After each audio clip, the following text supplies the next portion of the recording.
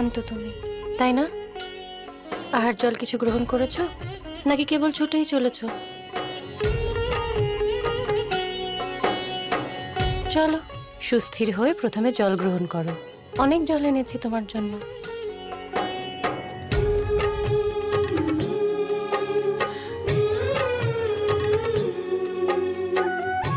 আর এই হলো মিথিলার জল, অত্যন্ত মিষ্ট